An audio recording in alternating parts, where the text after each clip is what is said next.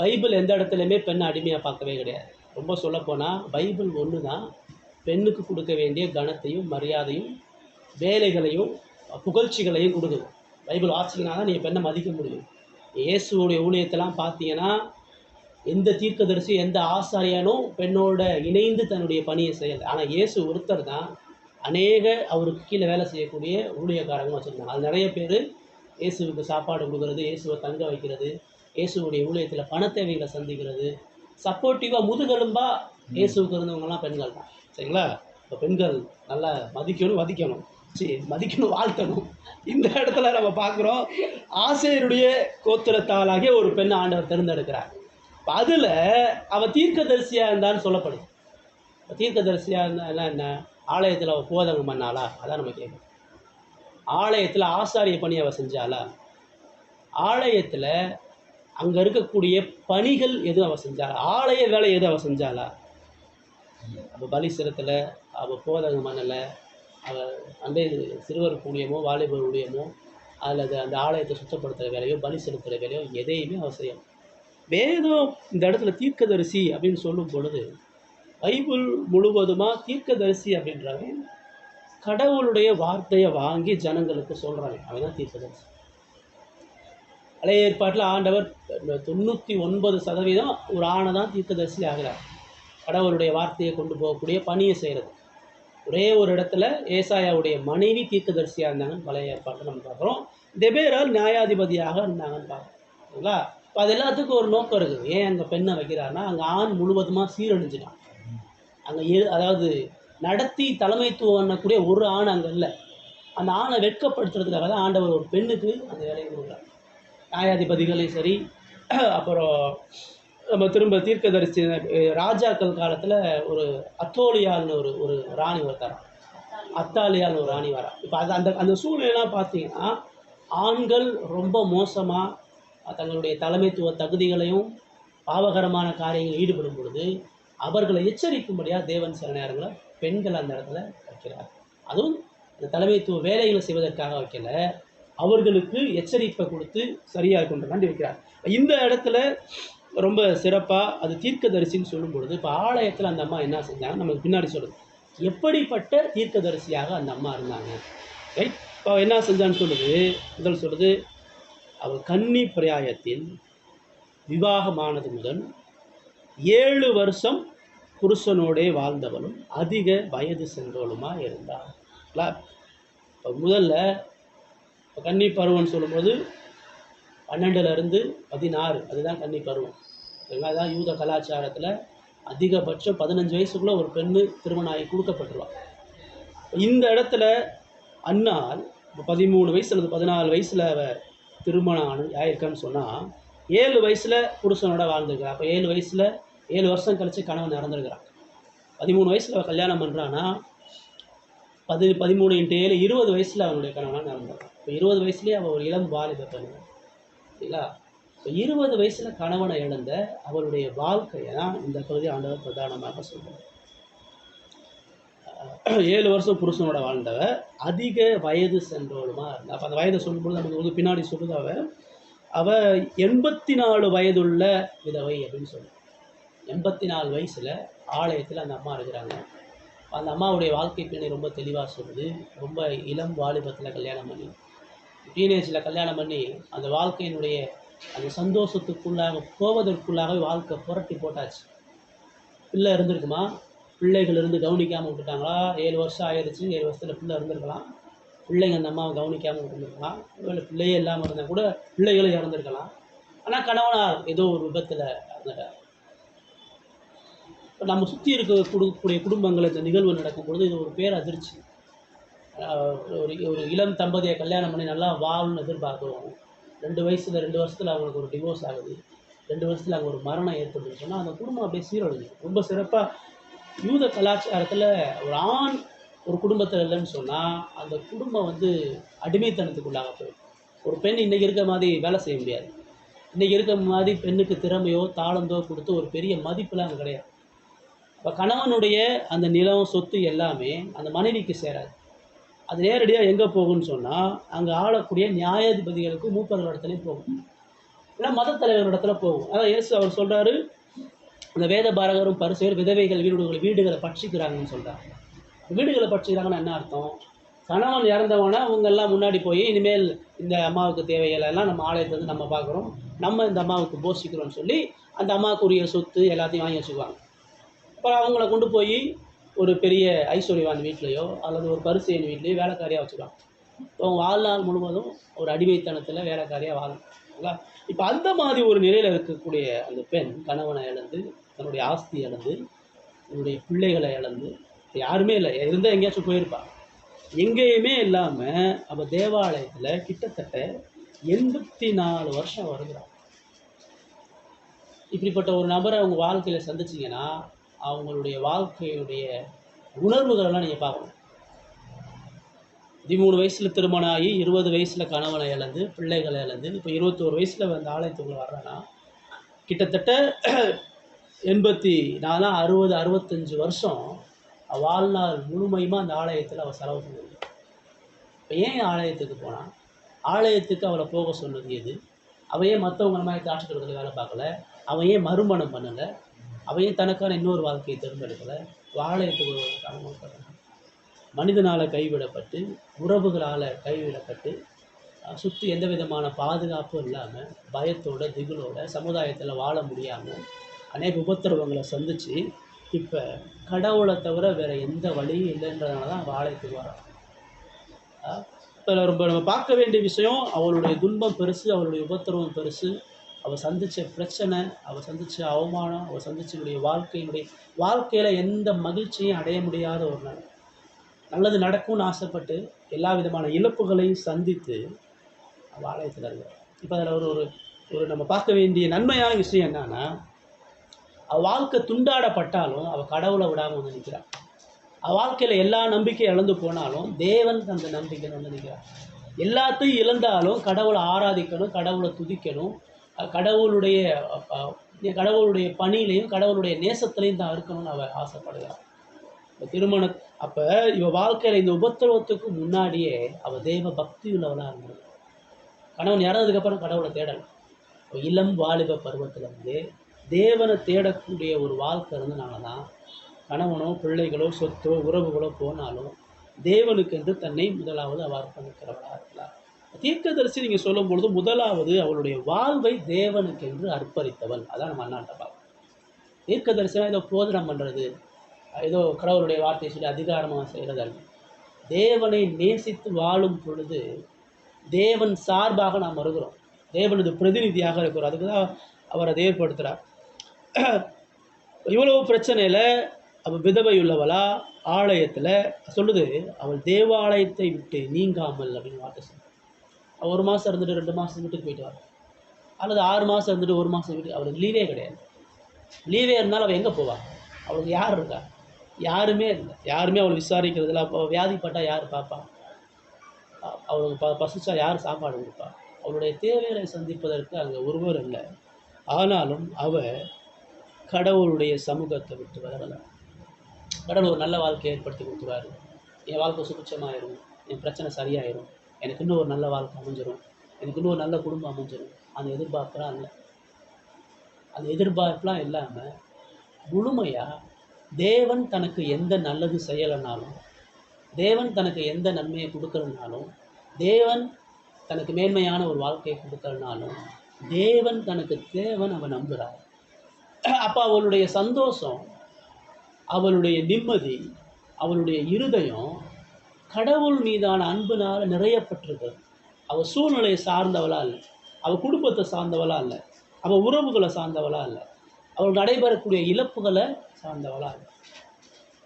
யோபு எல்லாத்தையும் இழந்த பொழுது கூட கர்த்தர் கொடுத்தார், கர்த்தர் எடுத்தார், கர்த்தருக்கு ஸ்தோத்திரம். இதெல்லாம் என்னால் படிச்சிருப்பா. பழைய ஏற்பாட்டில் தேவ மனிதர்கள் எவ்வளவு பாடுபட்டு தேவனை நேசிப்பார். நியாயப்பிரமாணம் சொல்லுது, இஸ்ரவேலுக்கே தேவநாய கர்த்தரை முழு ஹிருதயத்தோடு முழு ஆத்மாவோடு அன்பு கொள்ளும். இதுதான் கற்பனைகளை பிரதான கற்பனை. இப்போ அதை உணர்ந்து நான் வாழ்க்கையில் ஒன்றே ஒன்று அவசியம், கடவுளை நேசிக்கக்கூடிய இருதயம் அவசியம். கடவுளை அன்பு கூறக்கூடிய ஒரு வாழ்க்கை தான் வாழ்க்கையில் பிரதானமான வாழ்க்கை. தேவனை தவிர என் வாழ்க்கையில் யாரும் மகிழ்ச்சியும் சந்தோஷத்தையும் தர முடியாது. தேவன் தன்னை இழந்து என்னை அன்பு கொண்டிருக்கிறார். இப்போ உங்களுக்கு இவ இயேசுவை பார்க்கல, இயேசுவோட பாடு தெரியாது, இயேசுவுடைய சிலுவை மரணம் தெரியாது, இயேசுவுடைய ஊழியம் தெரியாது. அப்போ எது இவளை ஆலயத்தில் போய் இவ்வளவு இழப்புகளை செய்யாச்சு? கடவுளுடைய அன்பையோ, கடவுளுடைய கிருபையையோ, கடவுளுடைய மன்னிப்பையோ, கடவுளுடைய எந்த நன்மைகளையும் அவள் வாழ்க்கையில் தரலாம். ஆனாலும் தான் வாழ்நாள கடவுளுக்கென்று அர்ப்பணிக்கக்கூடிய இருதயத்தை இதான் எதிர்பார்ப்பு இல்லாத. எனக்கு உபத்திரம் வந்தாலும், என்னை காயப்படுத்தினாலும், என்னை துக்கப்படுத்தினாலும் நான் அவரை நேசிப்பேன். என் சூழ்நிலை மாறலாம், எனக்கு அவமானம் நடக்கலாம், எனக்கு பரியாசம் நடக்கலாம், என்னை நம்பினவங்களாம் கைவிட்டு போகலாம். ஆனால் என்னை நேசிக்கக்கூடிய தேவனை இறுதி வரை நான் நேசிச்சிட்டேன். கிறிஸ்தவர்கள் அவங்களுக்கு எனக்கு தான் தேவை. நீங்கள் நானும் நல்லா இருந்தால் கடவுளை துதிக்கிறோம், பிரச்சனையே இல்லைன்னா கடவுள் நல்லா செய்கிறாங்க. ஆனால் பிரச்சனை வரும்போது, உபத்திரம் வரும்போது, பாடு வரும் பொழுது தேவன் மீதான நமது அன்பை நம்ம நிறைய நினைக்கிறோம். இன்னும் இவ்வளோ பிரச்சனை வருதே, கடவுள் நேசிக்கிறாரா? இவ்வளோ நாள் கடவுள் இந்த உபத்திரத்தை கொடுத்துட்டே இருக்காரு, இவ்வளோ நாள் என்னை கண்ணீர் வடிக்க வச்சுட்டே இருக்காரு. இந்த அம்மா எவ்வளோ நாள் அழுதுருப்பாங்க, எவ்வளோ நாள் புலம்பிருக்காங்க, எவ்வளோ வேதனைகள் இருந்திருக்காங்க. ஆனாலும் அவங்களுடைய இருதயம் தேவனை இறுக்கமாக பற்றி கொண்ட ஒரு உண்மையான அன்பு இருக்கிறது. இப்போ இவ கடவுளை நேசிச்சாலா, கடவுள் இவரை நேசிச்சாலா? பைபிள் நமக்கு சொல்லுது, அவர் நம்மை முந்தி அன்பு கூறுங்க, அதனால் நாமும் அவரை அன்பு கூறுகிறோம்னு சொல்லுவோம். இப்போ இந்த அன்னாளுடைய அன்பு இங்கே பெருசு கிடையாது. இந்த அன்னாளுக்கு இந்த அன்பை தேவன் கொடுத்திருக்கிறார். அன்னாள் ஏன் இவளை அன்பு கூறுகிறான்னு சொன்னால், இவ கோத்திரம் புறக்கணிக்கப்பட்ட கோத்திரம். இவ சந்ததியில் இவளுக்கு மாத்திரம் இல்லை, இவ சந்ததியில் ஒருவனும் நல்லா இருந்தது. இவ வம்சத்தில் ஒருத்தனும் பெரிய தலைமை இருந்தார். இவ தான் வரலாற்றை பின்பற்றி எங்கள் தாத்தா அப்படி இருந்தார், எங்கள் முப்பாட்டை இந்த மாதிரி இருந்தாலும் இவ எதையும் சொல்கிறதுக்கு ஒன்றுமே இல்லை. அட்ரஸ் இல்லாத ஆள் கூட. அப்படிப்பட்ட இவளை தேவன் தேவாலயத்துக்குள்ளே வரும்படியா, தேவாலயத்தில் வருடக்கணக்காக இருந்து அவள் தேவனோடு ஐக்கியப்படக்கூடிய ஒரு வாய்ப்பை தேவன் ஏற்படுத்தி கொடுத்துருக்கிறார். அவள் எப்படி கடவுளை பார்க்குறான்னு சொன்னால், அடிமைத்தனத்தில் இருந்த அந்த எகிப்தில் இருந்த இஸ்ரவேலரை தேவன் எவ்வளோ கிருபையாக மீட்டார். அந்த இஸ்ரவேல் ஜனம் கடவுளுடைய அன்புக்கு தொடர்ந்து துரோகம் தான் பண்ணுச்சு. கடவுள் நேசிச்சிட்டே இருக்கிறாரு, கடவுள் கொடுத்துட்டே இருக்கிறாரு, கடவுள் காப்பாற்றிட்டே இருக்கிறாரு, கடவுள் தன்னை போல இரு, பரிசுத்தமாக இரு, உண்மையாக இரு, நீதியாருன்னு கற்றுக் கொடுத்துட்டே இருக்கிறார். ஆனால் அந்த ஜனம் ஒரு நாள் கூட கடவுள் எதிர்பார்த்த மாதிரி வாழ்ந்ததே இல்லை. அவர்கள் அனுதினமும் அந்த எகிப்தில் கொண்டு வந்த அந்த விக்கிரக வழிபாடு அவங்க பாபிலோனுக்கு சிறைப்பட்டு போனதுக்கப்புறமும் இருந்துச்சு, திரும்ப வந்ததுக்கப்புறம் இருந்துச்சு. கடவுளை முழு இருதயத்தோடு அன்பு கூர்ந்த ஒரு நிலைப்பாட்டில் அந்த ஜனங்கள் இல்லவே இல்லை. அவர்கள் தொடர்ந்து துரோகம் தான் பண்ணாங்க. ஆனால் அவர் தொடர்ந்து தீர்க்கதரிசி அனுப்புகிறாரு, தொடர்ந்து எச்சரிக்கிறாரு, தொடர்ந்து காப்பாற்றுறாரு. எவ்வளோ எதிரி வந்தாலும் அந்த எதிரிகள் எல்லாத்தையும் அடித்து விரட்டுறாரு. இஸ்ரவேல் ரொம்ப சுலபமாக அழிஞ்சிரும். நீங்கள் இஸ்ரவேலை போய் மேப்பில் பார்த்தீங்கன்னா அது ரொம்ப சின்னோடு ஒரு நாடு. அந்த இஸ்ரவேல் நாட்டினுடைய எதிரிகளை பார்த்தீங்கன்னா பெரிய பெரிய நாடு. நடுவில் இஸ்ரவேல் இருக்கும், இந்த பக்கம் எகிப்து, இந்த பக்கம் ஈராக்கு, ஈரானு, இன்றைக்கி பெரிய கண்ட்ரிஸ் எல்லாம் அதுக்கு எதிராக இருக்கிறாங்க. அது இஸ்ரவேல் உருவான காலத்திலே அப்படி தான். இந்த பக்கம் பெலிஸ்தியர்கள், மோவாபியர்கள், அம்மோனியர்கள், சீரியர்கள், எங்கேயுமே இஸ்ரவேல் ஒரு சமாதானத்தோடு ஒரு உறவில் இல்லவே இல்லை. இந்தியாவும் ஸ்ரீலங்காவும் நட்பு நாடு. இந்தியாவும் பங்களாதேஷ், இந்தியா, பூட்டான் இதெல்லாம் பார்த்திங்கன்னா சுற்றி உள்ள நாடுகளாக இருக்கனால எதிர்ப்பு காட்ட முடியாது. பாகிஸ்தானை தவிர மற்றெல்லாம் நம்ம ஒற்றுமையாக தான் இருக்க முடியும். ஆனால் இஸ்ரவேலை பொறுத்தளவு இஸ்ரவேலை அழிக்கிறதுக்கு அந்த எல்லா தேசமும் ஒன்று கூடும், இஸ்ரவேலை காப்பாற்றுறதுக்கும் மீட்பதற்கும் ஒன்று கூடாது. தேவன் அந்த தேசத்தை அழிக்க விடாதபடி, அவன் பலவீனமாக துரோகியாக இருந்தாலும் அவனை வச்சு அந்த முழு எதிரிகளிடத்திலிருந்தும் தேவன் பாதுகாத்தார். இப்போ இந்த வரலாறு அவன் பார்க்குறான். இன்றைக்கோ அழிய வேண்டிய தான் கோத்திரம் இன்ன வரைக்கும் கடவுள் சந்தையில் வச்சுருக்காங்க. இன்றைக்கோ நம்ம உண்மையற்று தொடர்ந்து வாழ்ந்தாலும் தேவன் உண்மையில் ஒரு அன்பு கொடுக்கிறார். அது மாத்திரம் இல்லை, அந்த ஜனங்களுக்கு வாக்கு பண்ணுறார், உங்களுக்கு நான் புதிய இருதயத்தை தரப்போகிறேன், புதிய ஆவியை தரப்போகிறேன், உங்களுடைய வாழ்க்கையை மாற்ற போகிறேன், உங்களுக்கு ஒரு ராஜாவை தரப்போகிறேன், உங்களுக்கு ஒரு ரட்சகரை தரப்போகிறேன், உங்கள் வாழ்க்கையை தாவீதை போல மேன்மையான ஒரு சமாதானமான வாழ்க்கையை தரப்போகிறேன்ற வாக்கு தத்தத்தை கொடுத்து தான் அந்த ஜனங்களை மறுபடியும் எருசலேமில் வாழ வைக்கிறார். இப்போ இங்கே அது யூதன் எல்லாருக்கும் தெரியும். இப்போ எல்லா யூதனுக்கு ஒரு எதிர்பார்ப்பு என்னன்னா, இவ்வளவு மாறாத அன்புள்ள தேவன், இவ்வளவு எதிர்பார்ப்பு, இல்லாமல் அன்பு கூறுகிற தேவன் கட்டாயம் ஒரு ரட்சகராகிய மேசியாவை அனுப்புவார்னு எதிர்பார்க்குறாங்க. அந்த எதிர்பார்ப்பு தான் இந்த அண்ணா இஸ்ரவேல் கட்டாயம் ஒரு நாள் ஒரு மீட்புக்குள்ளாக, ஒரு மகிழ்ச்சிக்குள்ளாக இந்த சமுதாயம் கட்டாயம் ஒரு நாள் மாறும். என் வாழ்க்கை நிச்சயமாக கடவுளுக்குள்ளாக மகிமையாக மேன்மையாகும். இந்த தேவன் அவர் காத்திருந்து நன்மை செய்கிறவர், அவர் பொறுமையோடு விடுதலை தருகிறவர், அவர் தமது திட்டத்தின்படி தனக்கு மீட்பை தருகிறார் என்ற விசுவாசத்தோடு அவர் நிற்கிறார். அதான் இங்கே நம்முடைய வாழ்க்கையிலேயே கூட கற்றுக்கொள்ள வேண்டிய ஒரு பாடம் என்னன்னா, முதலாவது கடவுள் மீதான அன்பு சூழ்நிலையை சார்ந்து, பிரச்சனையை சார்ந்து, உபத்திரவுகளை சார்ந்து, உறவுகளை சார்ந்து, வாழ்க்கை நிகழ்வுகளை சார்ந்து இருக்கவே கூடாது. தேவன் என்னை நித்தியமாக அன்பு கொண்டிருக்கிறார். தேவனது அன்பு மாறாத நித்திய பூரண அன்பு. அதில் எந்த மாற்றமும் எனக்கு கிடையவே கிடையாது. என் வாழ்க்கையில் என்ன நடந்தாலும் அவருடைய அன்பை விட்டு நான் பிரிக்க முடியாது. இந்த ரோமர்கள் கடைசியில் சொல்கிறார், நான் வியாதிப்படலாம், என் குடும்பத்தால் கைவிடலாம், நான் காயப்படலாம், நான் அவமானப்படலாம், நான் உபத்திரவத்தை சந்திக்கலாம், நான் செத்தே போகலாம், ஆனால் அந்த அன்பு சாரா, அந்த அன்பு மாற, அந்த அன்பு எனக்கு உயர்வாங்க. இப்போ இதை அறிந்தப்போ தான் அந்த அன்பை அவள் அறிந்து புரிந்து மாறாத உண்மையுள்ள நித்திய தேவனிடத்தில் அன்பு கூறும்படியா தேவனுக்கு என்று தன்னாக்கணும். அதில் விட்டுறக்கூடாது. இவருடைய அன்பு கிருபை என்னாலும் தேவன் சொல்லி ஆலயத்தில் அங்கே பிரதானமாக சொல்லுது. அவள் ஆலயத்தை விட்டு நீங்காத, அவளுக்கு என்டர்டெயின்மெண்ட்லாம் அதுவும் கிடையாது, பொழுதுபோக்கில் அதுவும் கிடையாது. ஊரை சுற்றி பார்க்குறதுக்கு அதுக்கு டூர் போகலாம் அல்லது சொந்தக்காரங்க போய் பார்க்கலாம், அது எதுவுமே இல்லை. அவளுக்கு பொழுதுபோக்கு, அவளுக்கு சந்தோஷம், சமாதானம் எல்லாம் அந்த ஆலயம் தவிர வேறு எங்கேயுமே. சொல்லப்போனால் அந்த உலகத்தில் தேவாலயத்தை தவிர வேறு எதுவும் குறித்து அவளுக்கு அறிவு கிடையாது. உலகத்தில் என்ன நடக்குதுன்னு அவளுக்கு தெரியலை. தேவாலயத்து வாசல் நடக்குது, ஏன்னா உள்ளே இருக்கிறாள். எப்படி ஒரு இடத்துல அவளால் இவ்வளோ வருஷம் இருக்க முடியுது? இவ்வளவு காலமாக 60-65 வருடமாக ஒரே இடத்துல அவளை நேரத்தை எப்படி அவள் செலவு செய்கிறாள்? அடுத்த வருஷம் நம்ம சொல்லுது, இரவும் பகலும் உபவாசித்து ஜெபம் பண்ணி ஆராதனை செய்து கொண்டிருந்தாள். இதுதான் ஆலயத்தில் இருக்கிற ஆலயத்தில் இருந்ததுக்கான ஒரே பாருங்க. தீர்க்கதரிசினா அது என்னென்னலாம் சொல்லிட்டு இருக்கு பாருங்க. ஆலயத்தை விட்டு நீங்காதவ. ஏன் ஆலயத்தை விட்டு நீங்கலாம்? கடவுளுடைய பிரசன்னம் அங்கே இருக்கும். கடவுள் அங்கே வாக்கு பண்ணுறார். அந்த ஆலயத்திலிருந்து மேசியாவை அனுப்புகிறேன்றார். இந்த ஆலயத்தை அந்த மகிமை அடையுன்றார். அந்த மகிமையுள்ள தேவன் அந்த ஆலயத்தில் நிச்சயம் வந்து சந்திக்க போகிற நம்பிக்கையோடு அவள் அங்கே இருக்கிறாள்.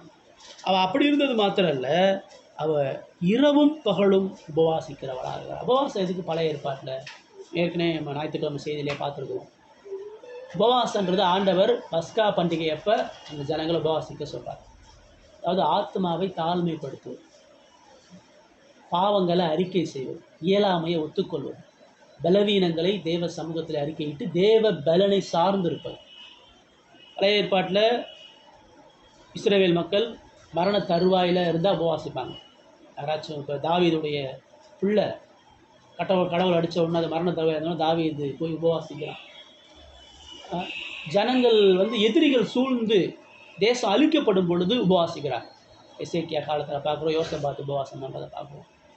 அப்போது ஒரு மிகப்பெரிய இக்கட்டு, தாங்க முடியாத வழி, மீட்கப்பட முடியாத நிலையில் ஜனங்கள் உபவாசிக்கிறத பார்க்குறோம்.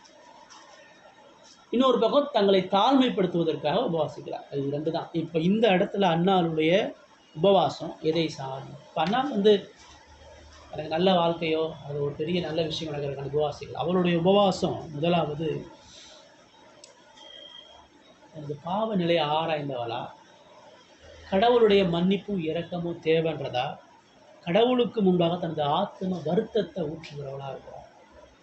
வாழ்க்கையினுடைய சூழ்நிலைக்கு பாவம் காணுன்றதை ஒத்துக்கிறா. அதான் அது முறுமுறுக்கில் புலம்பலை, என்ன என்னை எப்படி பண்ணிட்டீங்க, எவ்வளோ வருஷமாக விதவையாக இருக்கிறேன், என் வாழ்க்கையை சின்னாபனமாக ஆக்கிட்டீங்களே, நான் அப்படியே அவங்களுக்கு இருந்தேன் அப்படின்னா அவள் சொல்லலை. அவள் முதல்ல ஒத்துக்கிறா, இப்படி இந்த நிலையை கடவுள் எனக்கு கொடுத்துருக்கிறா, இந்த துக்கத்தை கடவுள் எனக்கு கொடுத்துருக்கிறா, இந்த அவமானத்தை கடவுள் எனக்கு கொடுத்துருக்கிறா, இந்த சந்தோஷமற்ற நிலைய தேவன் எனக்கு கொடுத்துருக்கிறார்.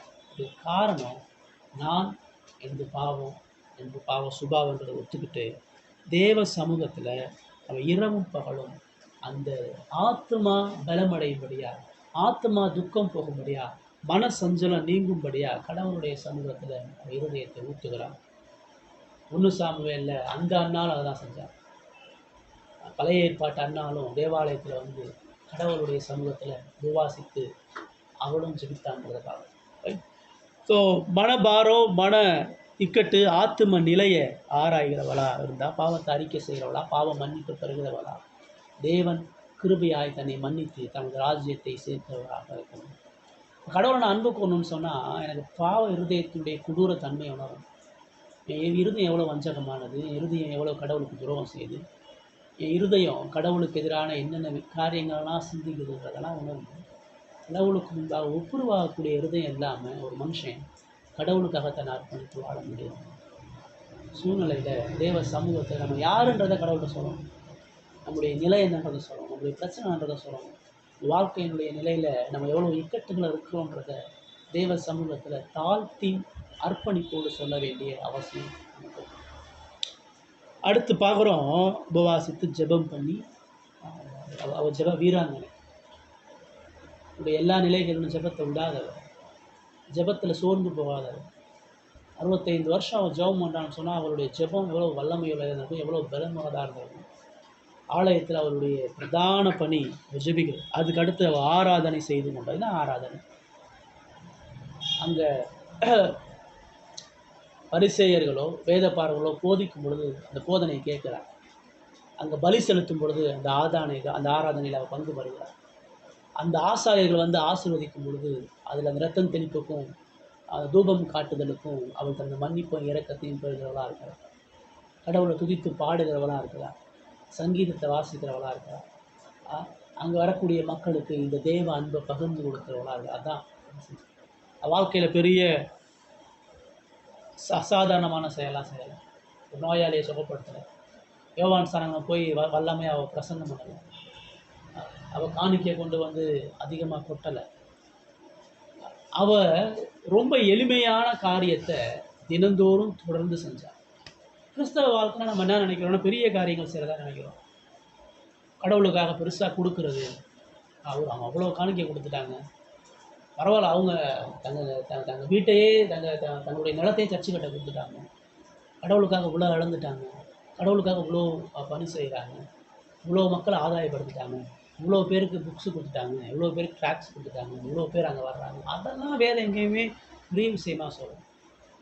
கடவுளுக்காக உண்மையாக இருக்கிறது என்று சொல்லும் பொழுது சிறிய விஷயத்தை அனுதின பணியில் ஒவ்வொரு நொடியும் ஒவ்வொரு நேரமும் தேவனுக்கென்று நம்மை அர்ப்பணிப்பது தான் தேவன் பார்வையில் பெரிய காரணம். அனுதினமும் செய்யக்கூடிய ஜெபம், அனுதினமும் செய்யக்கூடிய வேத வாசிப்பு, அனுதினமும் செய்யக்கூடிய குடும்ப ஆராதனை, அனுதினமும் செய்யக்கூடிய பாவத்துக்கு எதிரான போராட்டம், அனுதினமும் செய்யக்கூடிய தேவ வார்த்தையை வளர்வது, இதுதான் ஒரு வல்லமையுள்ள தேவ மனிதனை ஒருத்தனை உருவாக்கும். தேவன் வேதம் முழுவதும் இருதயத்துக்கு ஏற்றவன் தாவீதை சொல்லும் பொழுது எப்போ சொல்கிறாரு? அதனால் அரசாங்கத்தை ராஜ பதவியில் உட்கார்ந்தப்ப அவன் சொல்கிறார், அவன் ஆடு மேய்க்கிறப்ப அவன் இருதயத்துக்கு ஏற்றவன் சொல்கிறான். ஏன் அந்த இடத்துல அவர் சொன்னான்? அவன் வேலை ஆடு மேய்ச்சிட்டு அவங்க அப்பாவால் அவன் நிராகரிக்கப்பட்டாலும், அவன் குடும்பம் அவனை உதாசீனப்படுத்தினாலும், அவன் தனது தனிமையை தேவனுக்கு பயன்படுத்தினான். அவன் ஆடு மேய்க்கும் பொழுது தான் அநேக சங்கீதம் இருக்கிறான். ஆடு மேய்க்கும் பொழுது தான் தேவனிடத்தில் ஜெபிக்கிறான். ஆடு மெடிக்கும் பொழுது தான் அவன் காரிய சுத்தம் உள்ளவனாக இருக்கிறான். ஆடு மேய்க்கும் பொழுது தேவன் அவன் யுத்த பலசாலியாக யுத்த வீரனாக இருக்கிறான். தேவனுக்கு பிரியமான எல்லா தகுதிகளையும் அந்த வாலிப பருவத்தில் தொடர்ந்து அவன் அடைந்து பெற்றுக்கொண்டான். அதான் நம்ம யோசேப்பிட்ட பார்க்குற, யோசேப்போடு கர்த்தர் இருந்தார், கர்த்தர் யோசேப்போடு இருந்தார். ஏன்னா யோசேப்பு கர்த்தரோடு இருந்தார். யோசேப்பு தனது வாலிபத்தை தனது நாட்களை தெய்வ சமூகத்தில் அர்ப்பணிக்கிறவனாக இருந்தான். அந்நாள் உபவாசித்த ஜெபம் பண்ணி ஆராதனை செய்து கடவுளுடைய வார்த்தையை கேட்டுக்கொண்டு, இதுதான் அந்த தீர்க்க தரிசன பணி. அவள் தீர்க்கதரிசியாக இருந்தானா அவள் தேவனுடைய பிரதிநிதியாக அவளுடைய வாழ்க்கை இருந்தது. நான் சொல்லுது பழைய ஏற்பாட்டு தீர்க்கதரிசி மாதிரி போய் அவள் பிரசங்கம் பண்ணலை. புதிய ஏற்பாட்டில் இருக்கிற தீர்க்கதரிசிகளை போல் அவர் சபையை அவள் நடத்தலை. அவள் தீர்க்கதரிசின்னு சொல்லும் பொழுது தேவனது மகிமையை வெளிப்படுத்தக்கூடிய பிரதிநிதியாக இருந்தான்ற அடையாளத்தில் சொல்லுவாங்க. புதிய ஏற்பாடு எங்கேயுமே ஒரு பெண்ணை போதகனை ஆக்கணும், ஒரு பெண்ணை தீர்க்கதரிசி ஆக்கணும்னா எங்களுக்கு சொல்லுவாங்க. இயேசு கிறிஸ்து 12 சீசர்களில் ஒரு பெண்ணை தேர்ந்தெடுக்கலை. அப்போஸ்தலனாகிய பவுல் தான் ஊழியம் செய்கிற எந்த இடங்களில் ஆக்கில்லாவும் பிரிஸ்கில்லாவும் அப்போஸ்தலனாகிய பவுலுடைய ஊழியத்தில் இருந்தாலும் அவங்க 2 பேரையும் சபையை நடத்த சொல்லலை. கொரிந்து சபையில் அவங்க ஒரு விசுவாசியாக தான் இருக்கிறாங்க. சபையை நடத்துறவர்கள் வேறு. பைபிள் பல இடங்களில் பல பெண்களை குறிச்செல்லாம் சொல்லும் பொழுது அவர்கள் அதனால பாருங்கள், இப்போ இவளுக்கு தலைமைத்துவம் இல்லை, இவளுக்கு பெரிய பணி இல்லை. ஆனால் தேவன் அவளை தீர்க்கதரிசியாக எண்ணி பதிவு செய்கிறார். ஒரு தீர்க்கதரிசி இருந்தால் அவன் என்ன செய்வானோ அது அவள் வாழ்க்கையில் இருக்குன்றார். இந்த பதவி இல்லாமல், அந்த வரம் இல்லாமல், அந்த நிலைப்பாட்டுக்குள்ளே அவள் போகாமலே அவள் வாழ்க்கை அந்த தீர்க்கதரிசி பணியை காட்டுகிறதாக இருக்கும். அவள் வாழ்க்கை தேவனுக்கு பிரியமுள்ள ஒரு தீர்க்கதரிசி. அந்த ஆலயத்தில் வரும் பொழுதெல்லாம் அவளை பார்க்குறவன் அசந்து போகிறான். எவ்வளோ பேர் அந்த ஆலயத்தில் தினந்தோறும் வரக்கூடிய ஆசாரியர்கள், லேவியர்கள், அந்த ஆலயத்தை சுத்தம் பண்ணக்கூடிய காவல்காரர்கள், அந்த ஆலயத்துக்கு வாரம் ஒரு முறை வரக்கூடிய அநேக தலைவர்கள், அநேக ராஜாக்கள், அதிபதிகள், இவ்வளோ 65 வருஷமாக எவ்வளோ பேர் அவளை பார்த்துருப்பாங்க. எவ்வளோ பேர் அவளை பார்த்து இவங்க வரும் பொழுதெல்லாம் அவள் அந்த ஆலயத்தில் தான் இருக்கிறான். எவ்வளோ பேர் கேட்டிருப்பேன், என்னம்மா வீடு இல்லையாம்மா, எங்கம்மா இங்கேயே இருக்கிற, ஏம்மா ஒரு 5 வருஷத்துக்கு முன்னாடி உன்னை பார்த்தேன், இப்போ இங்கே தான் இருக்கியாம்மா, 30 வருஷமாக உன்னை பார்த்துட்டு இருக்கேன், நீ எங்கேயும் போல இங்கே தான் இருக்கிறியா, ஏம்மா இங்கே இருக்கிற, எப்படிம்மா இங்கே இருக்கிற, எதுக்குமா இங்கே இருக்கிற, எவ்வளோ பேருக்கு அதை சொல்லியிருப்பார். தேவன் மிகப்பெரியவர், தேவன் மாறாதவர், தேவன் என்னுடைய அன்புக்கு பாத்திரமாக நான் அவரை நேசிக்கிறவர், எனக்கு முக்கியம், இவர் அவசியம், இவர் தான் எனக்கு ஆனந்தம், இவர் தான் எனக்கு மகிழ்ச்சி, இவர் கூட வாழ்கிறது தான் எனக்கு முக்கியமானதுன்ற எவ்வளோ பேருக்கு அந்த கடவுளுடைய அன்பை சாட்சியாக அவர் சொல்லியிருக்கார். அவள் மூலமாக எவ்வளோ பேர் அந்த விசுவாச சாட்சியை பெற்று கடந்து சொல்லியிருக்காங்க. அதுதான் தீர்க்கதரிசனம். அதான் தேவன் அந்த கனத்தையும் மேன்மையும் அவளுக்கு கொடுக்குறார். இப்போ அடுத்த வருஷம் நம்ம பார்க்குறோம், அவளும் அந்நேரத்திலே வந்து நின்று கர்த்தரை புகழ்ந்து. அவள் ஆலயத்தில் தான் இருக்கிறா. இப்போ இயேசுவை அவங்க ஆலயத்தில் அர்ப்பணித்து பலி செலுத்திட்டு அவங்க வர்றாங்க. யூத தேவாலயம் பார்த்தீங்கன்னா லேவியர்கள் இருக்கக்கூடிய ஒரு அறைன்னு இருக்கும். மகா பிரதான ஆசாரியன் வருடத்துக்கு ஒரு முறை பரிசுத்த ஸ்தலத்துக்கு போவான். தினந்தோறும் பரிசுத்த ஸ்தலத்துக்கு ஒரு ஆசாரியன் மட்டும் போயிட்டு வருவான். அந்த ஆசாரியத்தில் அந்த மகா பரிசுத்த ஸ்தலத்துக்கு அடுத்து லேவியர்கள் பலி செலுத்தக்கூடிய ஒரு இடம் இருக்குது. அங்கே வந்து வெறும் பலி செலுத்தி அந்த தேவ சமூகத்து அப்பங்களும் குத்து வழக்கம் இருக்கும். அதுக்கு வெளியே ஆண்கள் இருப்பாங்க, யூத ஆண்கள் மாத்திரம் நிற்பாங்க. அந்த ஆண்களுக்கு வெளியே தான் யூத பெண்கள் நிற்பாங்க. அந்த பெண்களுக்கு வெளியே கதவு அடைக்கப்பட்டு புறஜாதிகள் நிற்பாங்க. புறஜாதி எவனும் ஆலயத்துக்கு வர முடியாது. முதல்ல பரிசுத்த ஸ்தலம், மகா பரிசுத்த ஸ்தலம், லேவியர் இருக்கக்கூடிய இடம், பலி செலுத்துகிற இடம், பெண்கள் இருக்கக்கூடிய இடம். இப்போ ஏசு எங்கே இருக்கிறாரு? பலி செலுத்துகிற இடத்துல அங்கே நிற்கிறார். யோசேப்பு மரியாளோட அங்கே. இப்போ அவங்க அங்கேருந்து நடந்து வராங்க. பலி செலுத்தி முடிச்சு நடந்து வரும்பொழுது சிமியோன் பார்த்து புகழ்கிறான். இப்போ அதுக்கு அடுத்தபடியாக அன்னாள் பார்க்குறான். அதான் அந்த வசனம் சொல்லுவா, அவளும் அந்நேரத்தில் வந்து நின்று. பலி செலுத்தி முடிச்சுட்டு வரும் பொழுது நிறைய பெண்கள் கூட்டம் இருக்கும், நிறைய பேர் காத்திருப்பாங்க. ஆசானுடைய ஆசீர்வாதம். அதில் இப்போ இயேசு மட்டும்தான் அன்றைக்கி அர்ப்பணின் பிள்ளையாக போனால் அர்த்தம் கிடையாது. நிறைய பிள்ளைங்க போயிருக்கலாம், நிறைய குடும்பம் போயிருக்கலாம், நிறைய கூட்டம் போயிருக்கலாம். இந்த கூட்டத்தில் எத்தனையோ குழந்தைகள் போயிருக்கலாம். அந்த குழந்தைகளில் இயேசுவை இவன் சந்திக்கணும். தேவன் அந்த சூழ்நிலையை ஏற்படுத்தி கொடுத்து அவருடைய இருதயத்தில் ஆவியானவர் ஏவி எந்த ரட்சிப்புக்காக காத்திருந்தாலோ, எந்த மீட்புக்காக காத்திருந்தாலோ, எந்த விடுதலைக்காக காத்திருந்தாலோ, எந்த அன்புக்குரிய தேவனோடு இணையணும் ஆசைப்பட்டாலோ அந்த தேவன் அவர் சந்திக்க முடியாத வாய்ப்பு. அந்நேரத்திலே வந்து நின்று கர்த்தரை புகழ்ந்து. இயேசுவை குழந்தையாக பார்த்த உடனே அவர் தான் மீட்பின் ரட்சகன்ற வெளிப்பாடு ஆவியானவருடைய இருதயத்தில் கொடுத்த உடனே அவளுக்கு மகா ஆனந்தம். அவருடைய அர்ப்பணிப்பு வீணாக போக, அவருடைய தியாகம் வீணாக போக. 84 வருஷம் அந்த ஆலயத்தில் அவள் பட்ட வேதனை, அவள் பட்ட பாடு, அவள் பட்ட கஷ்டம் தோற்று போன. தேவன் மீதான அவள் அன்பு ஃபெயிலியராக, அந்த அன்பு சக்ஸஸில் போய் முடியும், அந்த அன்பு ஒரு வெற்றியில் போய் முடியும். தேவன் அவளை அப்படியே சாக விடணும். அவள் எதிர்பார்த்த எதிர்பார்ப்புகள் நிறைவேறாமல் அவள் எடுக்கணும். அவளுக்கு ஒரு சமாதானமான சந்தோஷமான வாழ்க்கையை கொடுக்காமல் அவள் எடுத்துக்கொள்ளப்படும். தேவனுக்காக அவள் போராடிய போராட்டம், தேவனுக்காக அவள் நின்ற தேவன் மீதான அவளது அன்பு ஒரு மகிமையான முடிவுக்குள்ளாக போகுது. அவள் கடைசியில் எதை எதிர்பார்த்தாலோ, எந்த மீட்பு எதிர்பார்த்தாலோ, எந்த ரட்சிப்பு எடுப்பதோ அந்த ரட்சிப்பின் நாயகராக இயேசுவை பார்க்குறான். இயேசுவை எப்படி பார்க்குறான்? இயேசுவை கை குழந்தையாக பார்க்குறான். பிறந்து 40 நாள் ஆன ஒரு குழந்தையாக பார்க்குறா. பார்த்துட்டு அவள் புகழ்ந்து சொல்கிறா, எருசலேமிலே மீட்புண்டாக காத்திருந்த யாவருக்கும் அவரை குறித்து பேசினார் அப்படின்னு சொல்லுவாங்க. அன்றைக்கி ஆலயத்தில் வந்து யாரெல்லாம் அந்த ரட்சிப்புக்காக காத்திருந்தாங்க, இயேசுவை பார்த்த உடனே அவள் வாயை தொடர்ந்து சொல்கிறான், இவ்வளோ வருஷமாக நான் இந்த ஆலயத்தில் இருக்கிறேன், 65 வருஷமாக இந்த ஆலயத்தில் இருந்து ஆராதனையை பார்க்குறேன், இங்கே உள்ள உபதேசத்தை கேட்டிருக்கிறேன், தேவன் நமக்கு மீட்பை வாக்கு பண்ணிகிட்டே இருக்கிறார், நீங்கள் எல்லாம் அதை நம்ப முடியாமல் கஷ்டத்தில் அநேக உபத்திரவங்கள் நம்ம கடந்து வந்தோம், இன்னைக்கு தேவன் அந்த மீட்பை நிறைவு செஞ்சுருக்கார், இன்றைக்கி அந்த ரட்சகர் நம்ம மத்தியில் இருக்கிறார், இன்னைக்கு எருசலேமுக்கு விடுதலை, இனி இந்த இஸ்ரவேல் தேவனுடைய பார்வையில் மீட்கப்பட்ட ஜனமாக இருக்க போகிறது என்கிற சத்தியத்தை குறித்து அவர்களுக்கு அவரை குறித்து யாவருக்கும் அவருடைய இருதயம் அமைதியாக இல்லை, அந்த அன்பை அந்தரங்கமாக வைக்கலை, அந்த அன்பை மூடி வைக்கலை, அந்த அன்பை குறித்து எல்லாருக்கும் அறிவிக்கிறார். அந்த அன்பின் அதாவது தேவன் எவ்வளோ உண்மையிலோ, தேவன் எவ்வளோ வாக்கு மாறாதவர், தேவன் எவ்வளோ கைவிடாதவர், தேவன் தன் வாழ்க்கையினுடைய எல்லாவற்றையும் ஆண்டு நடத்துகிறவர்களாக இருக்கிறார், தேவன் தன்னை கைவிட மாட்டார் அப்படின்னு நம்புகிறோம். இந்த நம்பி உங்களுக்கு நல்ல தேவன் மீதான நமது அன்பை நம்ம உண்மையாக காட்டுறோம்.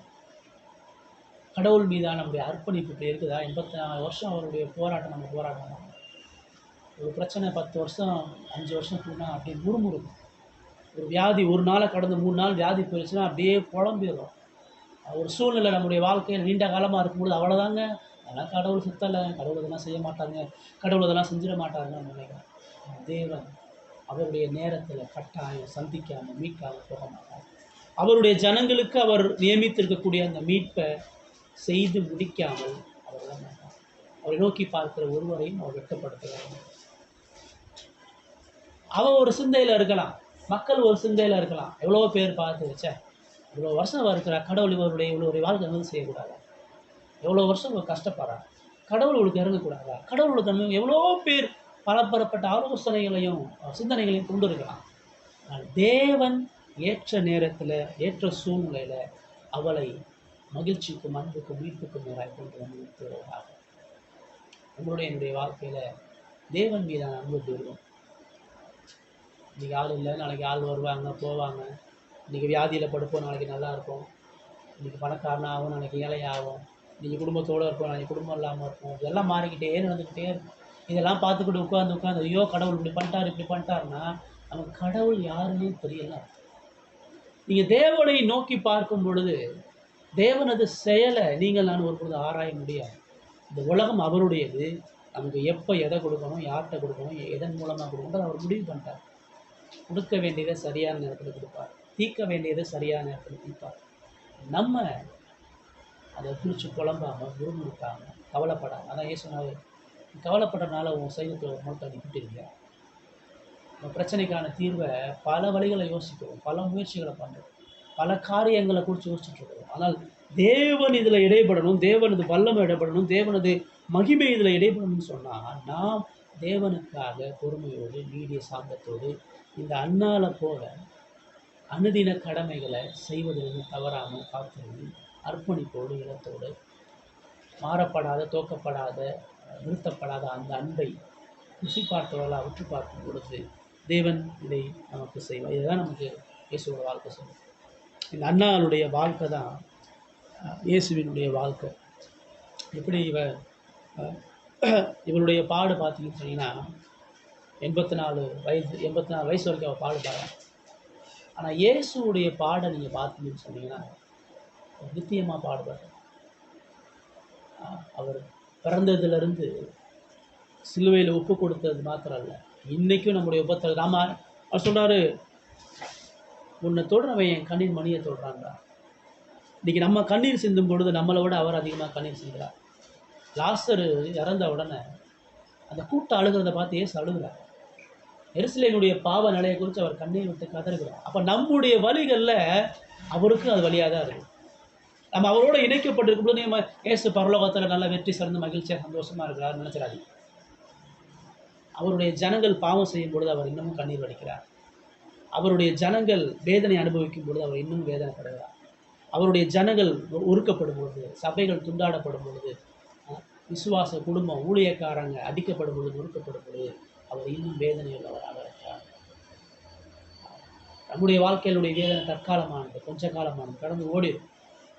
தேவனது பாடுகளும் வேதனைகளும் அது நித்திய காலம். இந்த நித்திய பாடுகளை இயேசு உங்களுக்காக எனக்காக பட்டு நீங்களும் நானும் அவருக்கு துரோகிகளா, அவருடைய அன்புக்கு பாத்திரம் இல்லாமல், அவருக்கு பிடிக்காத அநேக விஷயங்கள் செஞ்சாலும் அவர் நம்ம மீது இரக்கமுள்ளவரா, மன்னிக்கிறவரா, காப்பாற்றுறவரா, நேசிக்கிறவரா, நமக்கு ஒரு மகிமையான வாழ்க்கை நியமித்தவரா நிச்சயம் நம்முடைய வாழ்க்கையில் கொடுக்காம போக.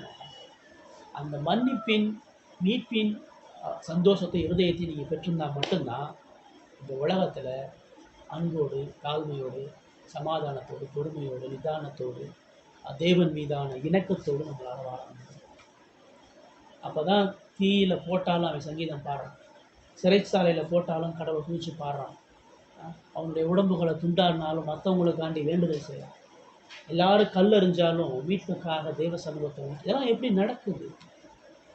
தேவனது அன்பு, தேவனது கிருபை, தேவனது மீட்பு, அவருடைய அர்ப்பணிப்பு, தியாகம், இதெல்லாம் உணர்ந்தாதான் நம்ம அப்படி வாழ முடியும். இப்படிப்பட்ட வாழ்க்கையை தான் அன்னால் வாழ்ந்தா, இந்த வாழ்க்கையை தான் தேவன் நம்மிடத்தில் எதிர்பார்க்கலாம்.